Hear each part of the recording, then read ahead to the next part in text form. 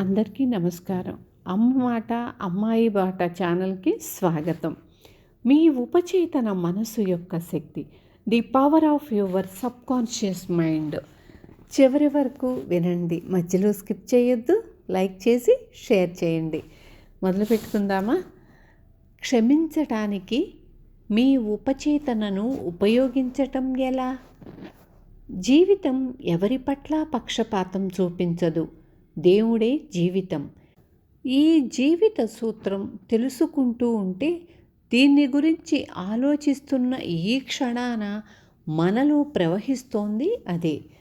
దేవుడు మన ద్వారా సామరస్యం, శాంతి, సౌందర్యం, ఆనందం, సమృద్ధి అనే వాటిని వ్యక్తపరచటానికి ఇష్టపడతాడు. దీన్ని దైవ ఇచ్ఛ అని లేదా జీవన వైఖరి కూడా అనవచ్చు. మనలో ప్రవహించే ఆ జీవన ప్రవాహానికి మనసులో మనం అడ్డంకి కలిగిస్తే, భావోద్వేగాలు ఒకే చోట పోగుబడి మన సబ్కాన్షియస్ మైండ్ను అయోమయంలో పడేసి అన్ని రకాల వ్యతిరేక పరిస్థితులను కల్పిస్తాయి. ఈ ప్రపంచంలోని దుఃఖానికి, అయోమయ పరిస్థితికి దేవుడికి ఏ సంబంధమూ లేదు. మన మానవజాతి చేసే వ్యతిరేకమైన, విధ్వంసకరమైన ఆలోచనల వల్లే ఇటువంటి పరిస్థితులన్నీ ఏర్పడతాయి.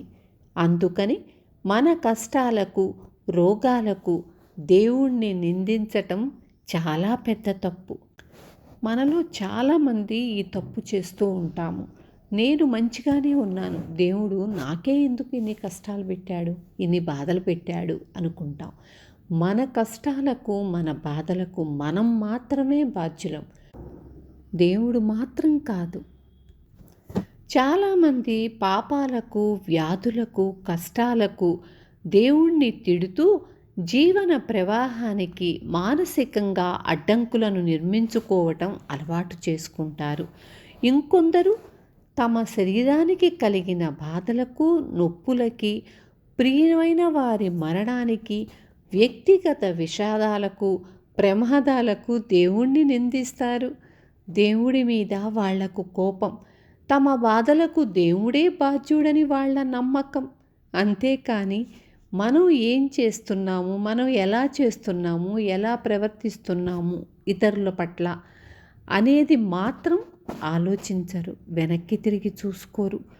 మనుషులు దేవుడి గురించి ఇటువంటి వ్యతిరేకమైన అభిప్రాయాలు కలిగి ఉన్నంతకాలము వాళ్ళ సబ్కాన్షియస్ మైండు తనంతట తానే వారికి వ్యతిరేకమైన ప్రతిస్పందనలను అందిస్తుంది.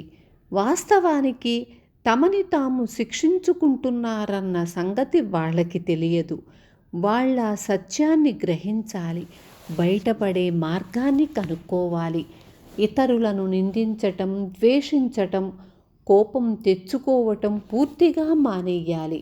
లేకపోతే వాళ్ళు ముందుకు వెళ్ళి ఆరోగ్యంగా, సంతోషంగా, సృజనాత్మకమైన పనులేమీ చెయ్యలేరు.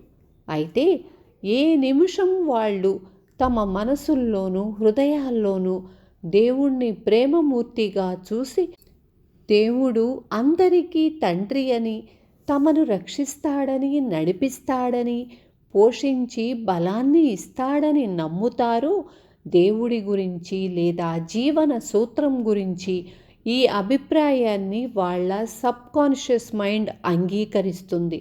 అప్పుడు వాళ్లకు లెక్కలేనన్ని వరాలు సిద్ధిస్తాయి. జీవితం ఎప్పుడూ మిమ్మల్ని క్షమిస్తుంది. మీ వేలు కోసుకున్నప్పుడు జీవితం మిమ్మల్ని క్షమిస్తుంది. మీ సబ్కాన్షియస్ మైండ్లోని అనంతమైన మేధస్సు దాన్ని వెంటనే నయం చేస్తుంది. కొత్త కణాలు ఆ గాయం మీద అనుబంధిస్తాయి.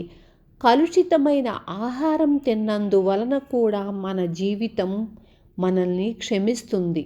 ఎలాగంటే ఆ తిన్న ఆహారాన్ని మళ్ళీ నోటి నుండి వెళ్ళగక్కి మనల్ని సంరక్షిస్తుంది. మన చెయ్యి కాలితే జీవన సూత్రం బొబ్బల్ని, నీరు చేరడాన్ని తగ్గించి మనకు కొత్త చర్మాన్ని, కణజాలాన్ని, కణాలను అందిస్తుంది. జీవితానికి మన మీద పగ అనేది ఉండదు. అది ఎప్పుడూ మనల్ని క్షమిస్తుంది. జీవితం మనకు తిరిగి ఆరోగ్యాన్ని, జీవశక్తిని, సామరస్యాన్ని, శాంతిని ఇస్తుంది. కానీ మనము ప్రకృతితో సహకరించే సామరస్యమైన ఆలోచనలు చేస్తేనే ఇది సాధ్యమవుతుంది.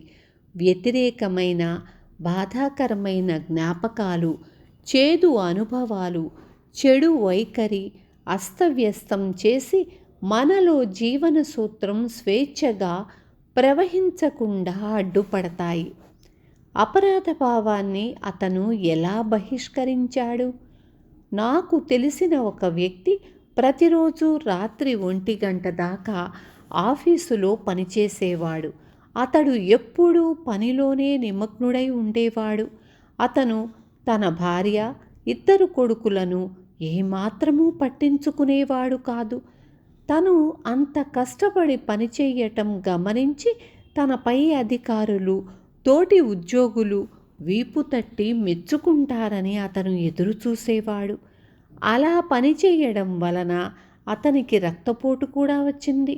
అతని మనసు అపరాధ భావంతో నిండి ఉంది. అతను తనకు తెలియకుండానే తన కుటుంబాన్ని పట్టించుకోకుండా ఎక్కువసేపు కష్టపడి పనిచేశాడు, శిక్షించుకున్నాడు. ఒక సాధారణ మనిషి అలా ప్రవర్తించడు. అతనికి తన కొడుకుల మీద, వారి అభివృద్ధి మీద మక్కువ ఉంది. అలాగే తన భార్యను కూడా తన ప్రపంచంలో నుంచి బయటకు పంపలేడు. నేను అతనితో ఎందుకిలా కష్టపడి పనిచేస్తున్నారని అడిగాను. మిమ్మల్ని లోపల ఏదో బాధ తినేస్తోంది, లేకపోతే మీరిలా ప్రవర్తించరు.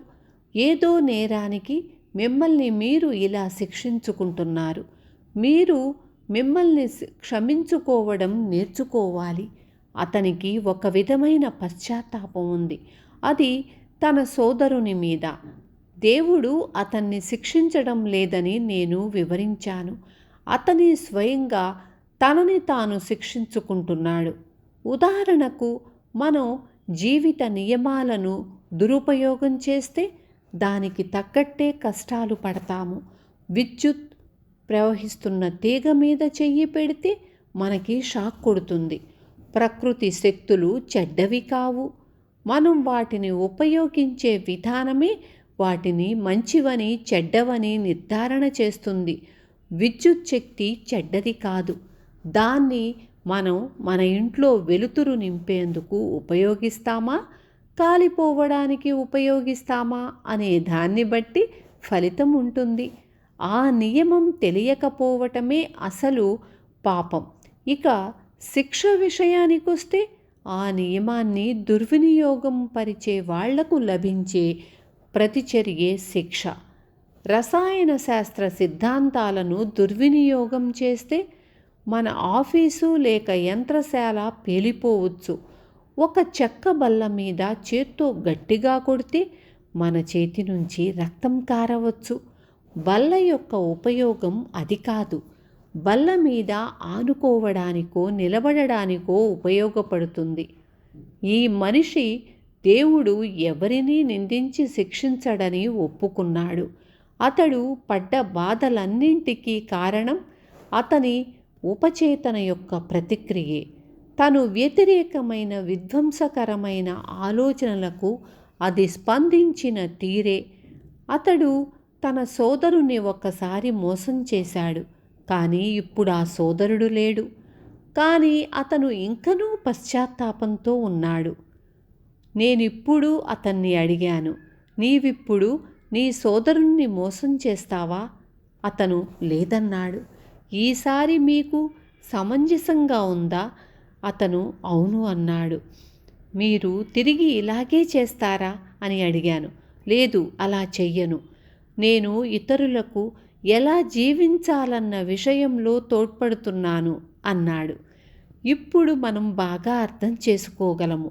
క్షమాపణ అనేది స్వయంగా క్షమించుకోవడం. క్షమాపణ అనే మన ఆలోచనలు పవిత్రతతో, సానుకూలంతో ఉండటము. ఆత్మ నిందన నరకం, క్షమాపణ స్వర్గం. అపరాధ భావం, ఆత్మనింద అతని మనసులో నుంచి ఇప్పుడు తొలగిపోయాయి. అతనికి పూర్తి ఉపశమనం లభించింది. ఆ తరువాత అతను డాక్టర్ దగ్గరకు వెళ్ళి పరీక్షించుకుంటే అతని రక్తపోటు సామాన్య స్థితికి చేరుకుంది. వివరించుకోవడం వల్లే ఈ చికిత్స జరిగింది. విన్నారు కదా? మీకు అర్థమైందని అనుకుంటున్నాను. ఉంటాను. రేపు మళ్ళీ మీ ముందుకు వస్తాను. Thank you.